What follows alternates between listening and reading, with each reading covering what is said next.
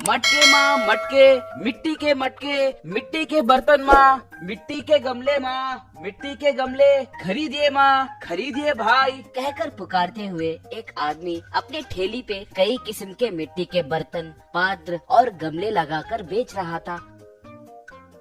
उसका नाम कन्हैया था। कन्हैया नदी के पास पाए जाने वाली लाल मिट्टी को खोदकर अपने बैलगाड़ी में डालकर घर लाकर घर के पास एक चाक पे मिट्टी के बर्तन कुल्हाड़ जैसे बनाता था। उनपे अच्छे रंग और डिजाइन डालकर गांव में बेचकर पैसे कमाता था।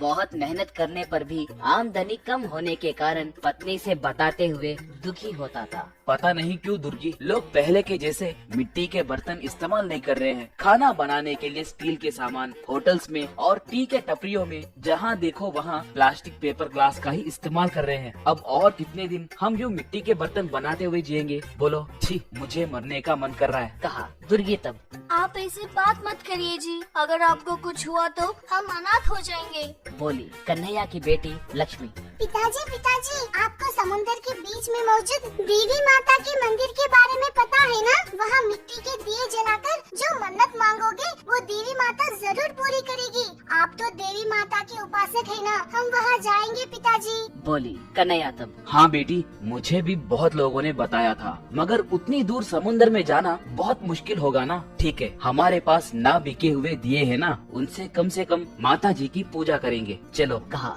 ऐसे वो लोग समुंदर में नाव चलाते हुए जाने लगे। बहुत दूर तक कड़ी मेहनत करके उस मंदिर तक पहुँचे।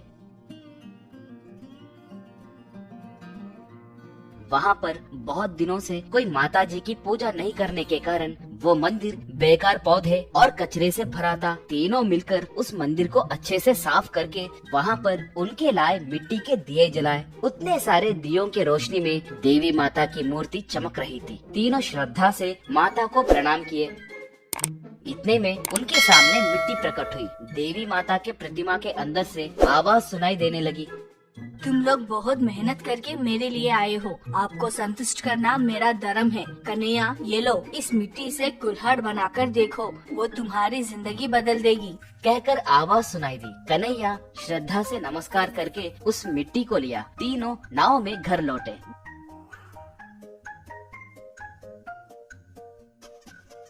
घर आने के बाद कन्हैया चाक पे उस मिट्टी को रखकर एक कुल्हाड़ को तैयार किया। वो चाक पे फिरने लगा तो वो तीनों अब क्या होने वाला है कहकर बड़े आस से देखने लगे। इतने में उसके अंदर से पैसे गिरने लगे।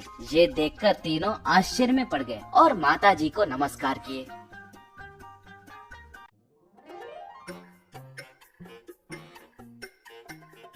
अगले दिन उनके पड़ोस में रहने वाले सुब्बू और शांता को ये बात बताकर उन्हें थोड़े पैसे भी दिए। कन्हैया की पत्नी, लीजिए लीजिए, हमारे मुश्किल समय में आपने हमारी मदद की है, इसलिए आपको अब हम पैसे दे रहे हैं, और चाहिए तो बोलिए, शर्माना मत, बोली।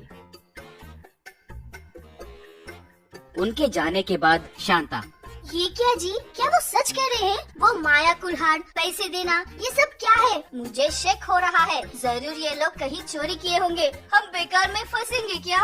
बोली सुब्बू। तब वाह, हर बात पे घबराती हो, आखिर वो बात क्या है? चुप कर देखे तो बस है ना, कहा। ऐसे वो लोग दीवार के पीछे से कन्हैया को कुल्हाड़ से पैसे मंगवाना देखकर